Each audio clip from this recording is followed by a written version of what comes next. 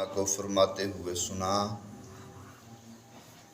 کہ جس بندے کو کوئی مصیبت پہنچے،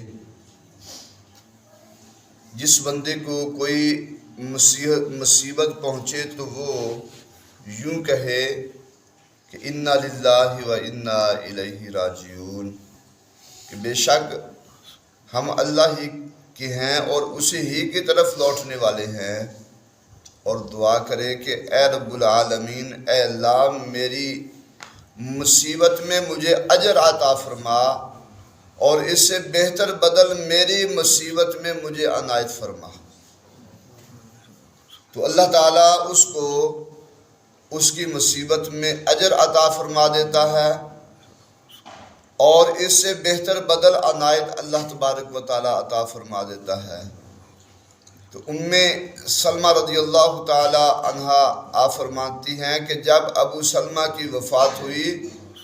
تو میں نے اسی طرح کہا جیسا رسول اللہ صلی اللہ علیہ وآلہ وسلم نے کہا تھا، تو اللہ تبارک و تعالیٰ نے مجھے اس سے بہتر بدل رسول اللہ صلی اللہ علیہ وآلہ وسلم عطا فرما دیا۔ کہ آقا علیہ السلام نے ارشاد فرمایا کہ جس بندے پر کوئی مصیبت آ جائے اور وہ یوں کہے کہ انا للہ و انا الیہ راجعون، کہ بے شک ہم اللہ ہی کے ہیں اور اسی کی طرف لوٹنے والے ہیں، اور پھر دعا کرے کہ اے اللہ میری مصیبت میں مجھے اجر دے اور اس سے بہتر بدل میری مصیبت میں مجھے عنایت فرما، تو اللہ تبارک و تعالیٰ اسے اجر بھی عطا فرما دیتا ہے، اس سے بہتر بدل بھی عطا فرما دیتا ہے۔ حضرت ابو موسیٰ رضی اللہ تعالی عنہ روایت فرماتے ہیں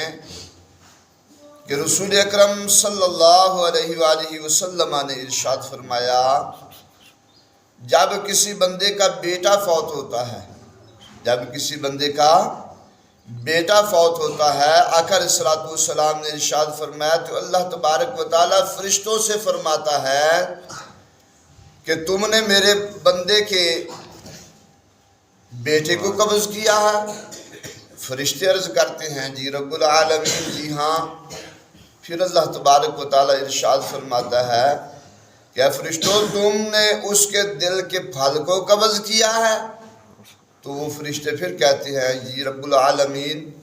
تو اللہ تبارک و تعالیٰ ارشاد فرماتا ہے میرے بندے نے پھر کیا کہا؟ تو وہ فرشتے کہتے ہیں کہ رب العالمین انہوں نے تیری تعریف بیان کی ہے اور انہوں نے انا للہ و انا الیہ راجعون کہا ہے۔ تو اللہ تبارک و تعالیٰ ارشاد فرماتا ہے میرے بندے کے لیے ایک گھر تیار کرو اور جنت میں، کہاں پہ؟ جنت میں ایک گھر تیار کرو اور اس کا نام بیت الحمد رکھ دو، اس کا نام بیت الحمد رکھ دو، کہ انہوں نے جب ان پر کوئی مشکل ویلا آیا، مشکل وقت آیا تو انہوں نے انا للہ و انا الیہ راجعون پڑھا اور انہوں نے میری تعریف بیان کی ہے۔ تو میں تو رب العالمین ہوں، اگر میرے حکم سے تم نے اس کے بیٹے کی روح کو قبض کیا، اس کے دل کا جو ہے